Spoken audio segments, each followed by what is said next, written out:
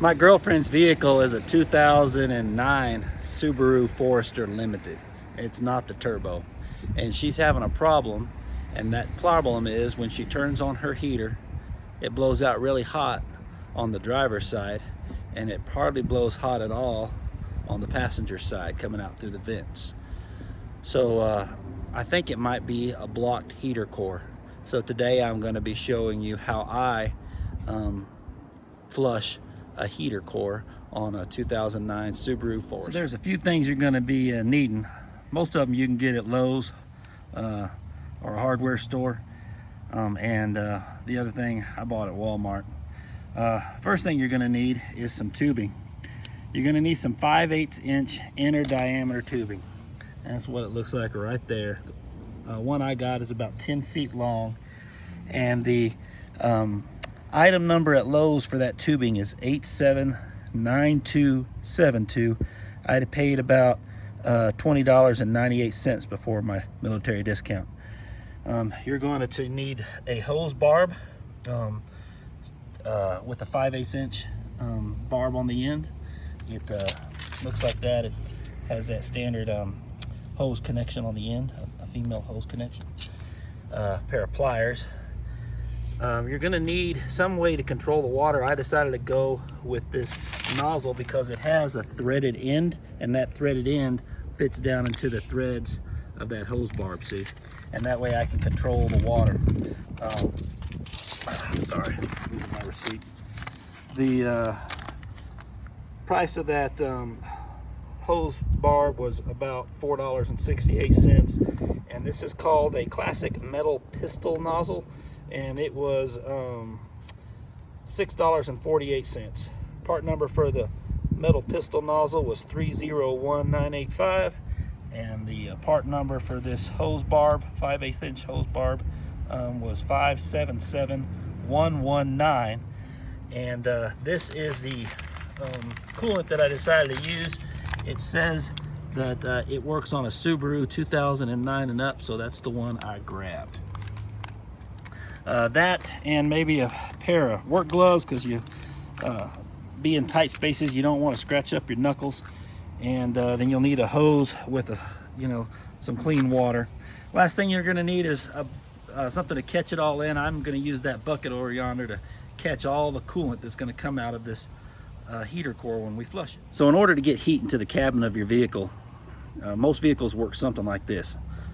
Hot water from your engine goes into like a little mini radiator called a heater core. It's probably up underneath your dash somewhere behind the firewall of your vehicle.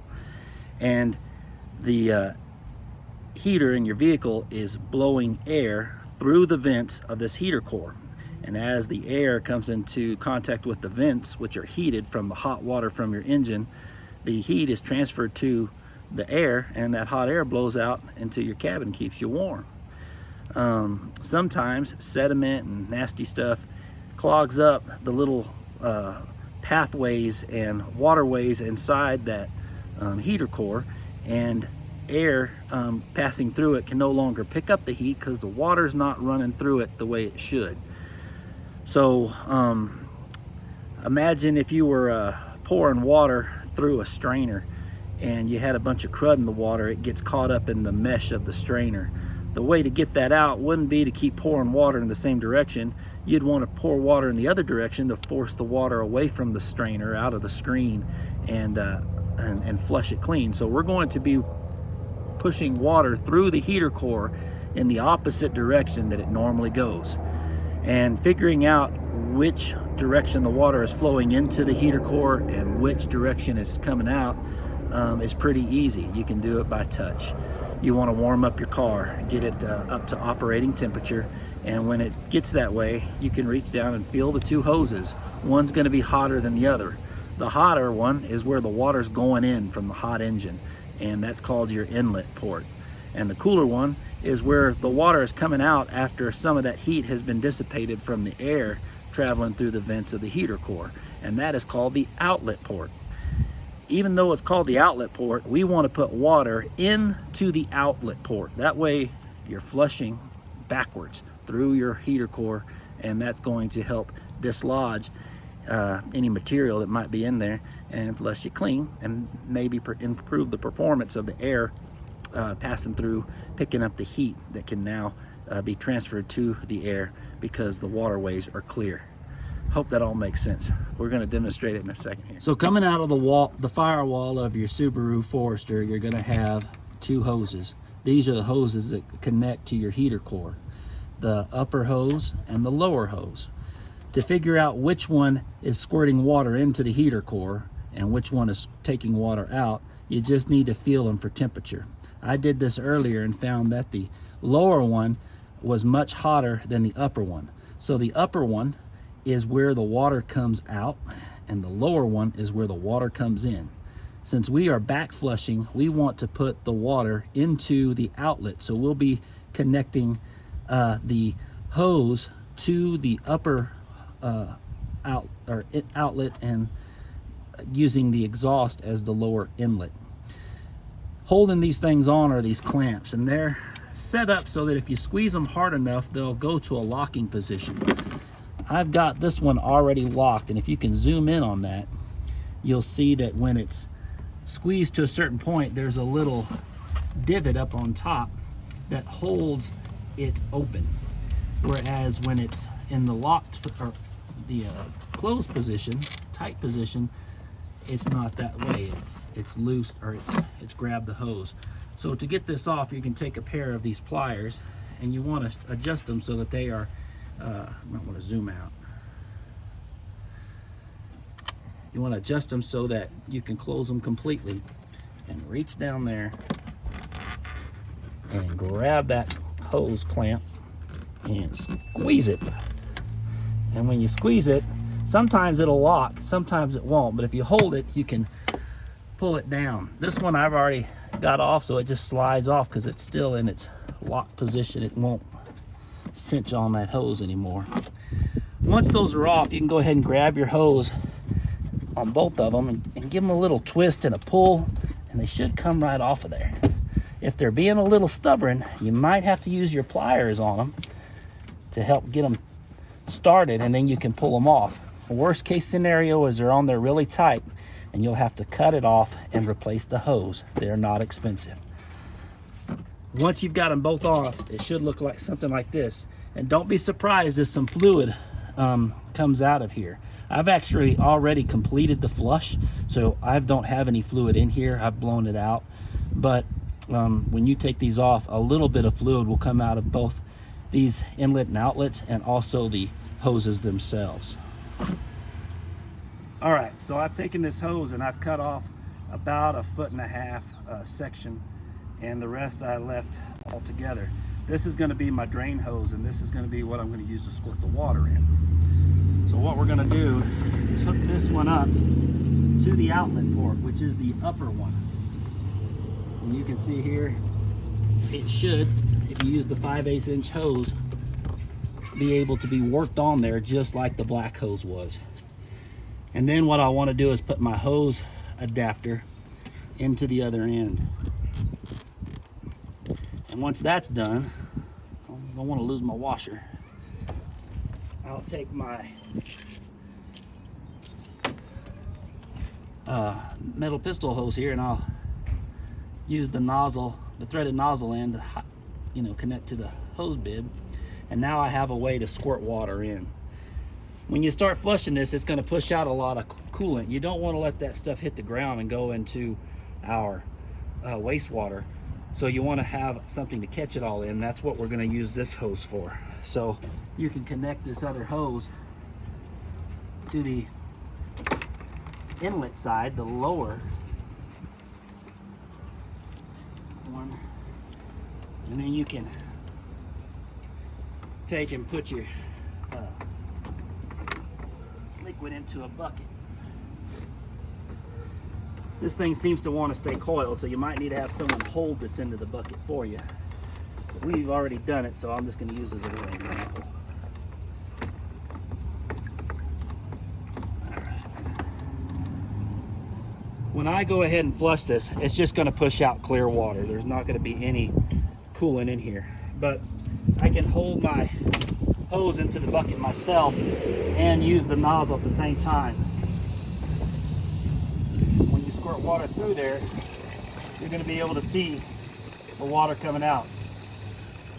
Once you've flushed all the coolant through and you're just getting clear water, you can start letting your clear water just land in the street, because what's going through there isn't going to be picking up a great deal of coolant anymore, very small traces. After you've done it, you know, for about 30 seconds to a minute, go ahead and disconnect your hose bib from the short one and put it back on the long one. You're going to be sending water through now in the direction it normally travels.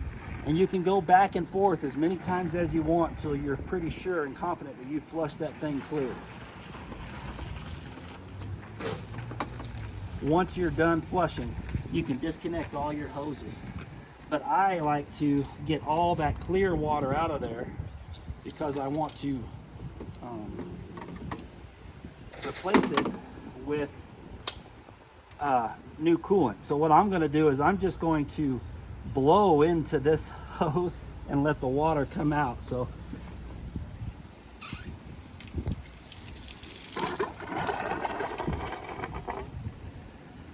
I basically just pushed as much water as I can, just excess clear water, out of my heater core.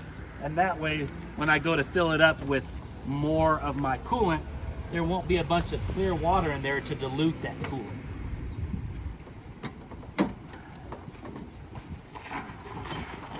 The next step is basically just the reverse. You're going to go ahead and hook your hoses back up.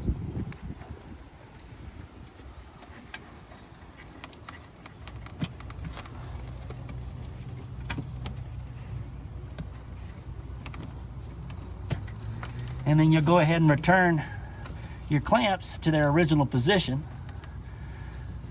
This one that's been locked in the open position is real easy to move. I can do it with my fingers.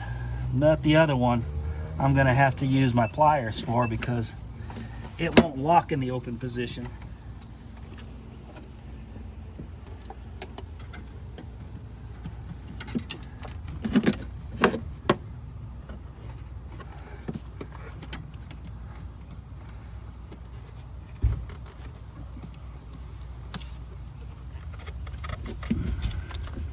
So you want to slide that up till it's about 1/4 to 1/8 of an inch from the end of that hose. And open. Yeah, look, it went ahead and locked in the open position for me. All right.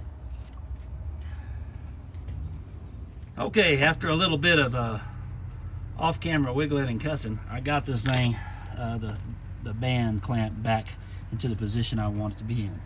Everything else looks good. Make sure you collect all your tools and take them out, and then you can go ahead and get ready to refill your coolant reservoir. All right, my cameraman Kathleen, camera woman, noticed that this had come off in all my pulling around and stuff, so we're going to put that back on. Good call, Kathleen. Kathleen made a funnel for me by coiling a piece of plastic. She basically cut a long strip, angled one end, and then we curled it up and taped it so it'd stay put. And we're going to use that as our funnel to put our coolant back in the vehicle.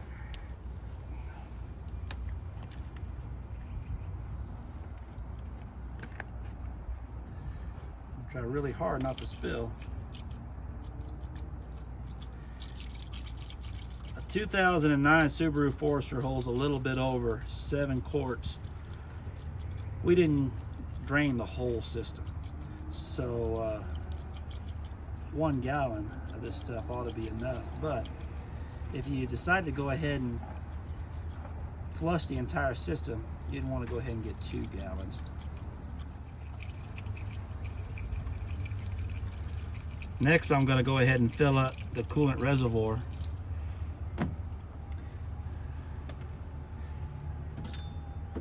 I'm going to fill it a little past the full line because I know that some of this is going to get sucked into the heater core since I blew all of the liquid out.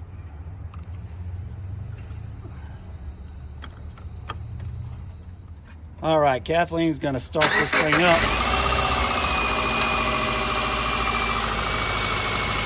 And I'm going to wait for the coolant to have time to circulate.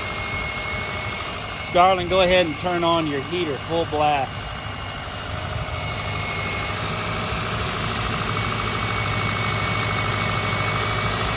On a cold engine, it'll take a while.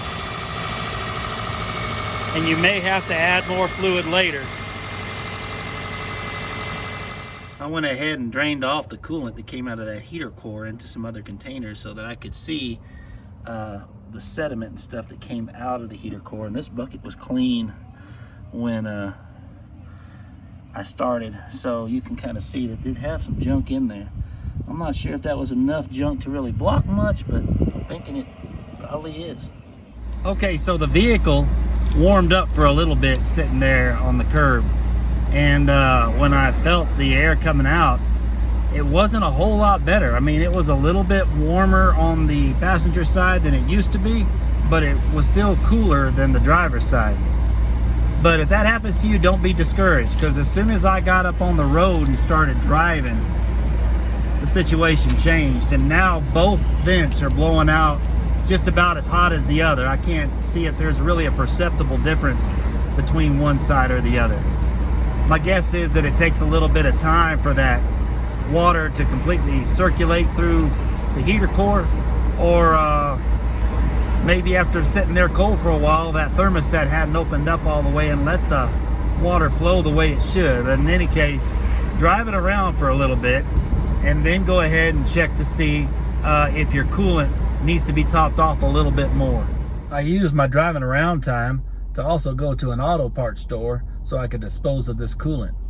After visiting O'Reilly and being told that they don't take coolant, I called two other stores here in Idaho Falls. I called Advanced Auto Care and AutoZone, and they don't take coolant either. So I'm gonna have to take this to the transfer station here in Idaho Falls. When it comes to disposing of this stuff, y'all, do the right thing and find a place to dispose of it properly. You don't want to put this stuff into the water table and have you or your kids or your kids drinking it someday. So be a good human. Take the extra time to dispose of this stuff properly. It's nasty stuff. Well, after driving around for a while, I realized that the problem's been fixed for sure. It blows out hot just the same, left or right. So this thing works. It's getting late. I'm gonna stop, get the girls and me some pizza. And thank you so much for watching my video. I'd really appreciate if you take a moment to like and subscribe to my channel. Someday I hope to get rich and move to Belize. Thank you again. Bye-bye.